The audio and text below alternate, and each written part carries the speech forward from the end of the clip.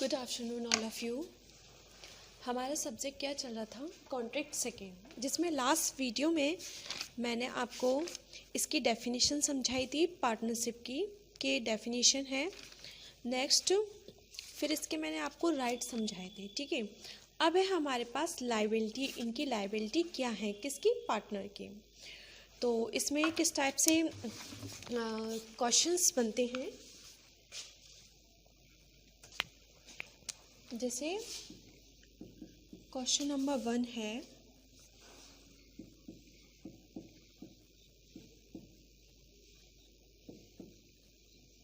The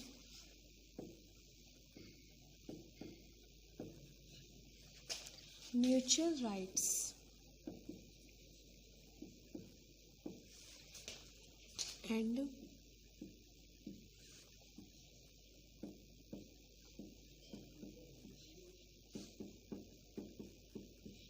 liabilities of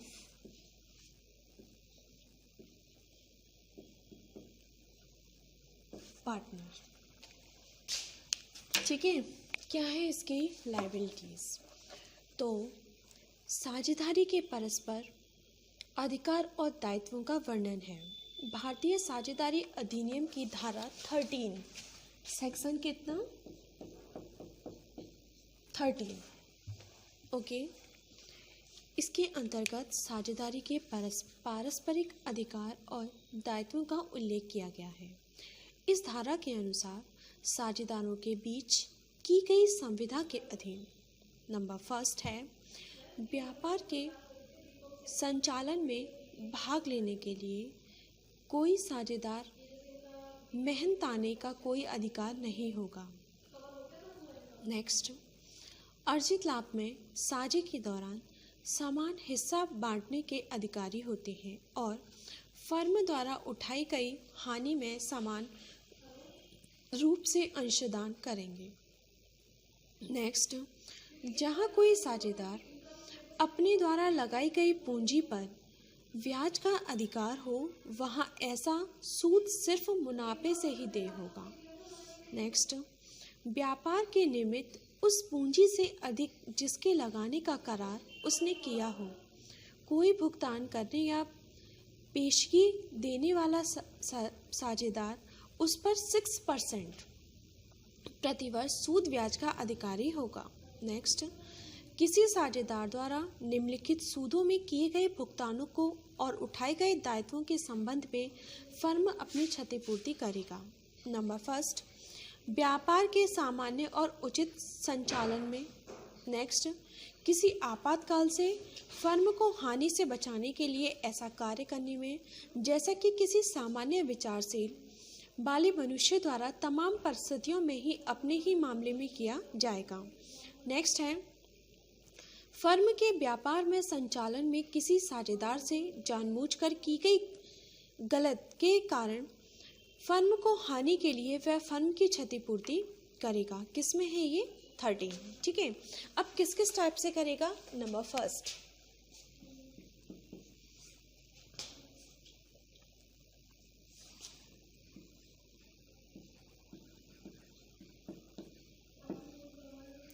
कि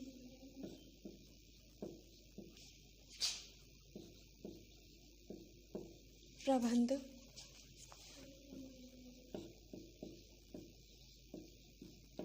के लिए कोई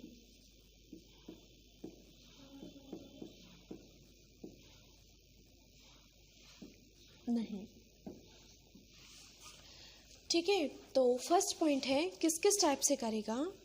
कारोबार के, इसमें जो है फर्स्ट पॉइंट है हमारा, कारोबार के प्रबंध के लिए कोई पारिश्रमिक नहीं है। ठीक है, सेक्शन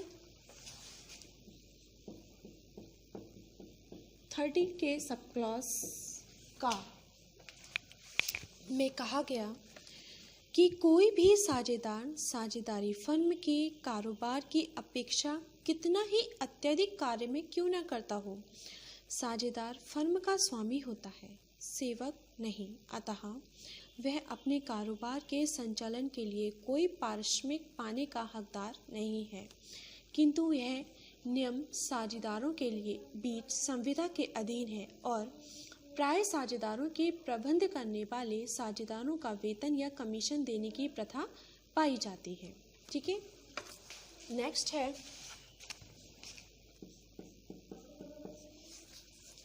नेक्स्ट है हानि। लाभ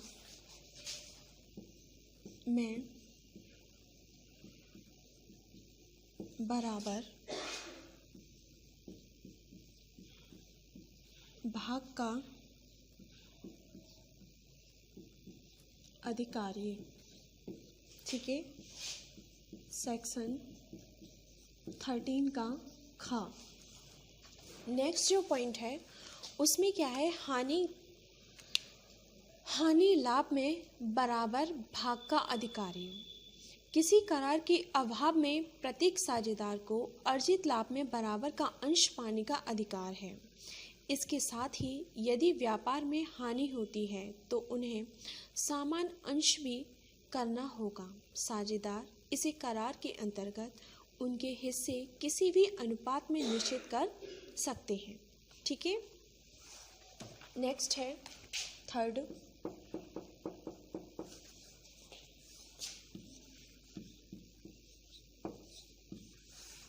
पूंजी पर ब्याज पाने का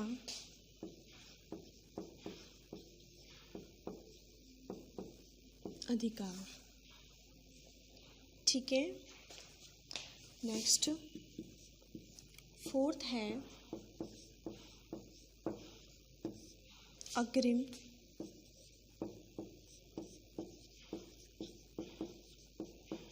धन पर ब्याज।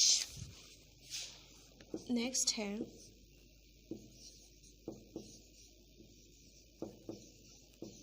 क्षतिपूर्ति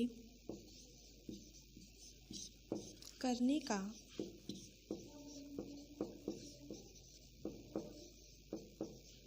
अधिकार। सेक्शन 13 का ड।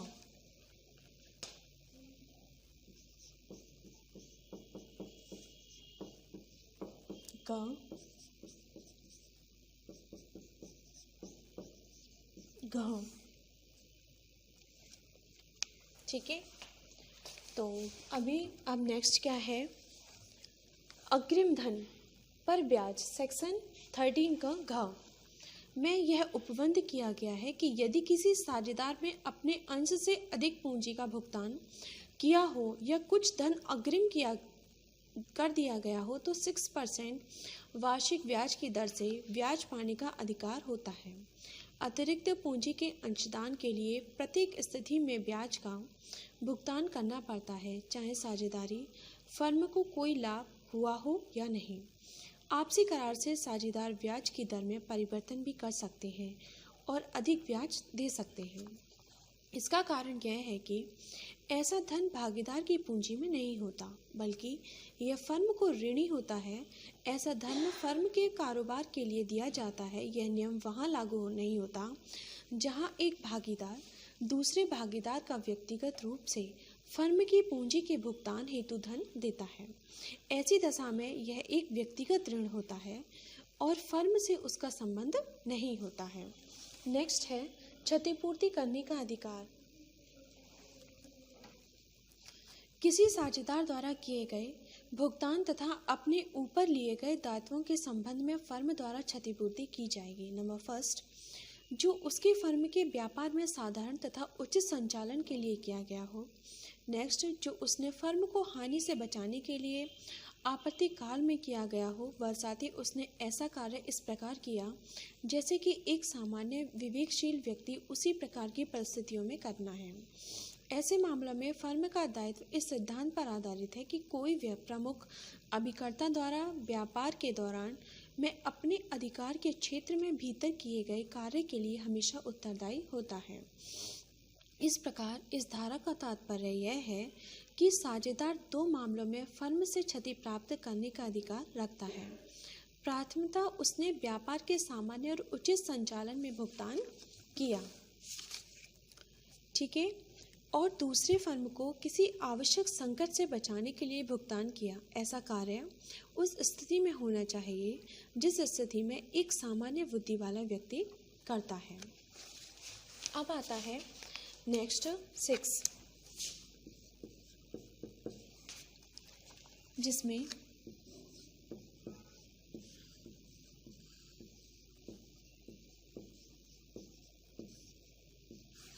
जानबूझकर की गई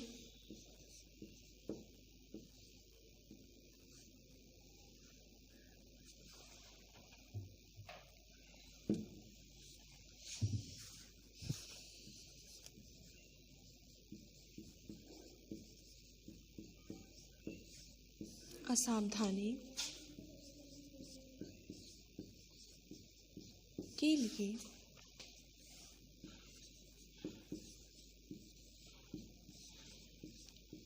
क्षतिपूर्ति का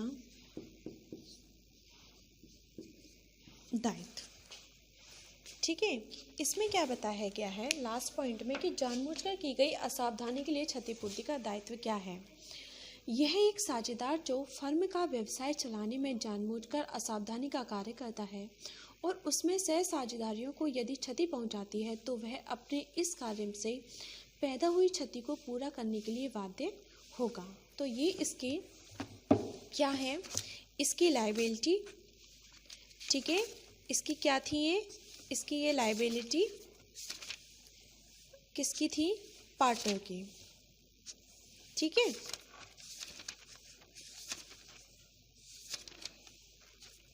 स्क्रीनशॉट ले लीजिएगा आप लोग।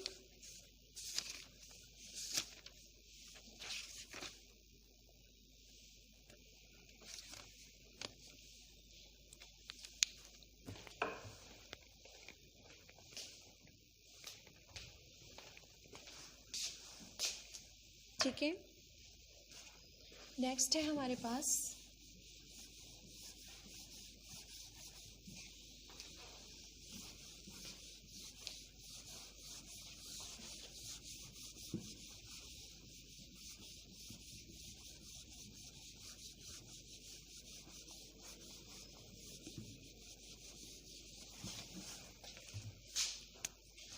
नेक्स्ट जो है, इसमें नेक्स्ट क्या बन रहा है,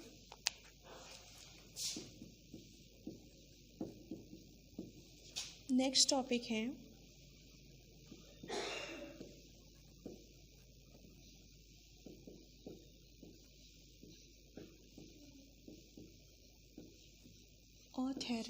ऑथोरिटी ऑफ पार्टनर।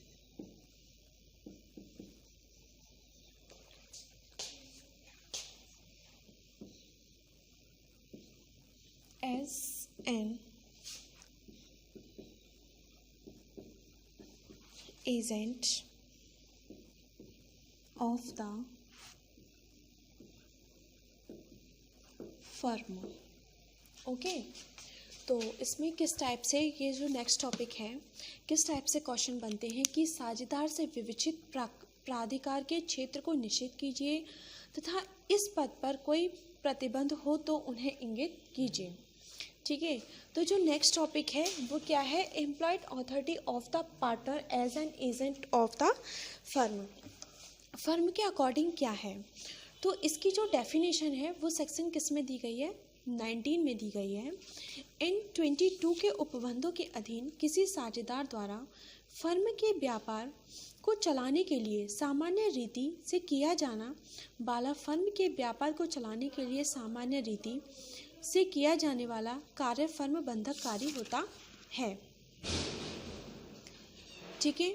तो सेकंड पॉइंट है, किसी प्रतिकूल रूढ़ी या व्यापार की प्रथा के अभाव में साझेदार की विवेचित प्राधिकार उसे निम्नलिखित की शक्ति नहीं प्रदान करता। नेक्स्ट, फर्म के व्यापार के संबंध में किसी विवाद को पंच निर्णय के लिए रखें, नेक्स्ट है किसी की तरह फर्म की तरह से अपने ही नाम बैंक में हिसाब खोलें। इस टाइप से इसमें दिया गया है। ठीक है, तो सेक्शन 19 क्या सेक्शन 19 क्या कहता है? सेक्शन 19 कहता है कि विवेचन करने पर ज्ञात होता है कि जब कोई साझेदार ऐसा कार्य करता है जो फर्म के लिए आवश्यक है तो वह फर्म को वादे करता है तथा इस प्रकार के कार्य को साझेदार का विवेचित प्राधिकार कहा जाता है कि किसी फर्म को वादे करने के लिए निम्नलिखित शर्तों को पूरा किया जाना चाहिए। वह कार्य साझेदार द्वारा फर्म की अभिकर्ता की हैसियत से किया जाना चाहिए। नंबर 2, ऐसा कार्य फर्म के कारोबार या व्यापार को चलाने के लिए सामान्य रीति से किया जाना चाहिए। नंबर 3, ऐसा कार्य फर्म के कारोबार चलाने की अनुरीति से किया जाना चाहिए। ठीक है, इसमें नेक्स्ट एक केस दिया गया है।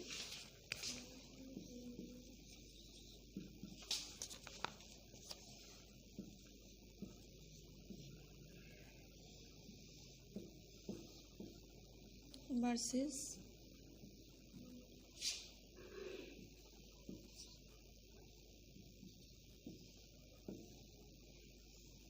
ठीक है, नेक्स्ट है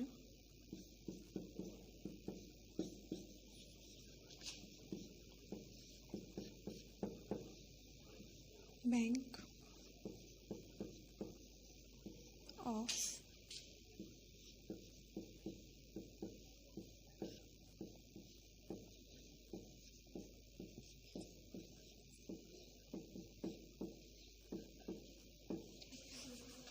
ठीक है, इसमें केस दिए गए हैं। इसमें केस है कि फर्म को वादे करने के लिए साझेदार को साझेदार की हैसियत से कार्य करना चाहिए, अन्यथा ऐसे कार्य से फर्म वृद्ध नहीं होगा, चाहे उससे फर्म को लाभ ही क्यों न हुआ हो। फर्म के किसी साझेदार को उस कार्य के लिए वादे नहीं किया जा सकता जो कि उसने फर्म की ओर से न करके लाभ के लिए व्यक्तिगत हैसियत से किया है। इसके साथ ही साझेदार द्वारा किया गया कार्य फर्म द्वारा चलाए गए उसके समरूप कारोबार के संबंध में होना चाहिए तथा ऐसा कार्य साझेदार द्वारा जिससे फर्म वृद्ध होता है व्यापार को सामान्य रूप से चलाने के लिए किया गया होना चाहिए। नेक्स्ट है बैंक ऑफ ऑस्ट्रेलिया। इसमें क्या कहा गया था कि कानून की दृष्टि में प्रत्येक साझेदार फर्म का सामान्य और अधिकार प्राप्त अभिकर्ता होता है और फलस्वरूप ऐसा सब मामलों में जो साझेदारी क्षेत्र और उपदेश के भीतर अपने सब कार्य और द्वारा शेष सब साझेदारों को वादे करना है। ठीक है, इसके निम्नलिखित पॉइंट्स हैं। नंबर 1, प्रत्येक साझेदार द्वारा फर्म के सामान्य अनुक्रम में संविदा करने और उसमें परिवर्तन करने का विवेचित प्राधिकार होता है। नेक्स्ट, कर्मचारियों तथा अभिकर्ताओं को नियुक्त करता है। थर्ड, व्यापारिक और गैर व्यापारिक दोनों प्रकार के फर्म के साझेदारों को फर्म के नाम से चेक लिखने का अधिकार है। नेक्स्ट है, प्रत्येक साझेदार को फर्म के संव्यवहार करने वाले व्यक्तियों के साथ लेखा करने के विवेचित अधिकार रखता है। ठीक है, अब आता है सेक्शन 20। सेक्शन ये किस में है? सेक्शन 19 में। अब आता है सेक्शन 20 जिसमें क्या बोला गया है कि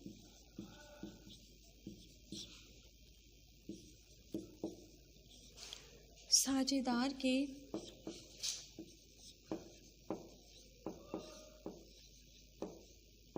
उपलक्षित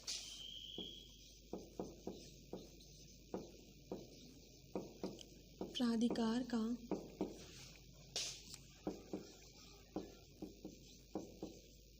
विस्तार और निर्बंधन। ठीक है, तो क्या है? साझेदार के उपलक्षित प्राधिकार का विस्तार और निर्बंधन। सेक्शन 20। ठीक है, यह उपबंध करती है कि किसी फर्म के साझेदार पारस्परिक संविदा के द्वारा किसी साझेदार के विवेचित प्राधिकार विस्तार या निर्वाचन कर सकते हैं। किसी ऐसे निर्वाचन के लिए हुए फर्म की ओर से किया गया किसी साझेदार का कोई ऐसा कार्य जो उसके उपलक्षित प्राधिकार के भीतर आता हो, फर्म पर बंधनकारी होता है, जब तक कि उस व्यक्ति को जिससे वह व्यवहार कर रहा हो उसे जानकारी ना हो या वह यह ना जानता है, विश्वास करता हो कि वह एक साझेदार है। यह धारा स्पष्ट करती है कि साझेदार अपने आपसी मामलों को स्वतंत्र रूप से तय कर सकते हैं। इसमें एक केस बताया गया है, स्क्रीनशॉट ले लीजिएगा आप जब तक। नेक्स्ट इसमें केस है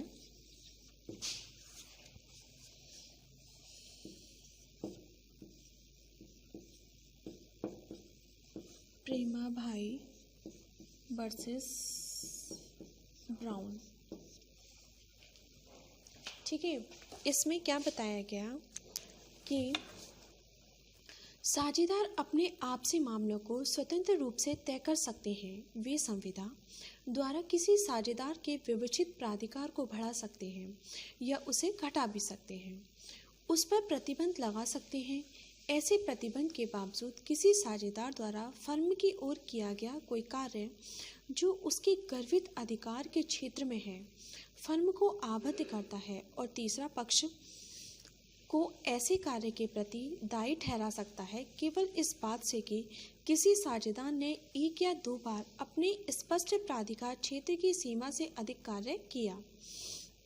ऐसे बढ़े हुए अधिकार को साक्ष्य नहीं माना जाएगा।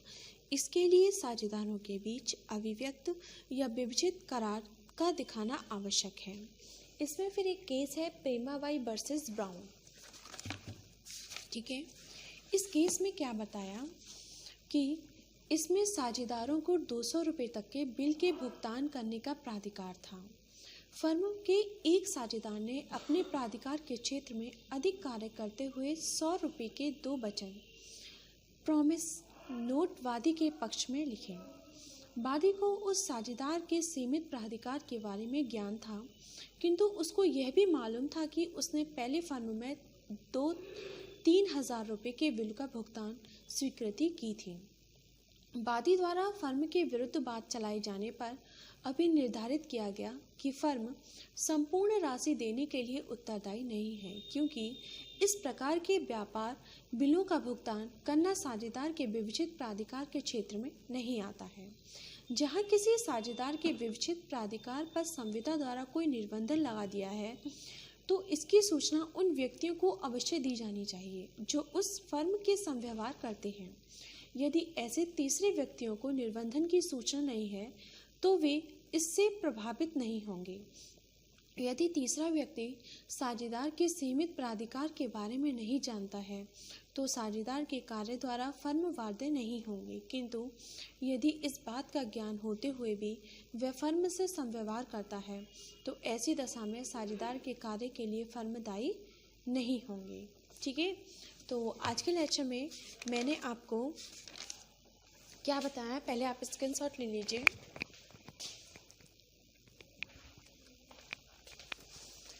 तो आज के लेक्चर में मैंने आपको इसके अधिकार और कर्तव्य समझाए।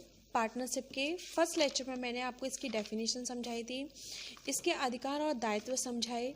फिर नेक्स्ट मैंने आपको इस साझेदार अभिकर्ता के रूप में प्राधिकार मतलब एजेंट और फर्म के पार्टनर के बीच में जो अथॉरिटी है, जो एम्प्लॉय, वो मैंने आपको समझाई।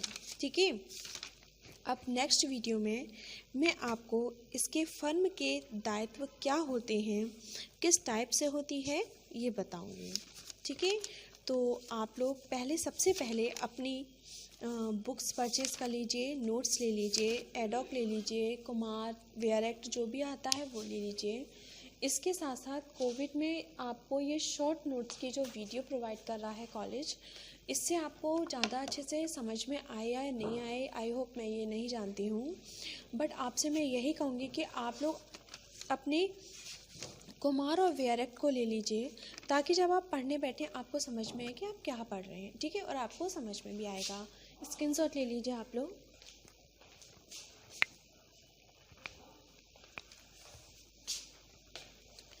तो इसके फर्म के क्या दायित्व होते हैं, 2 प्रकार से होती है।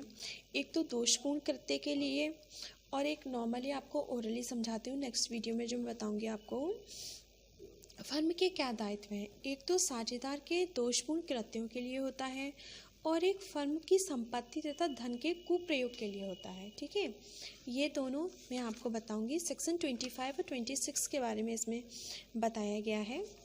आई होप कि आपको बहुत अच्छे से समझ में आएगा। तो नेक्स्ट वीडियो में हम आपको फर्म के दायित्व बताएंगे। Okay, thank you.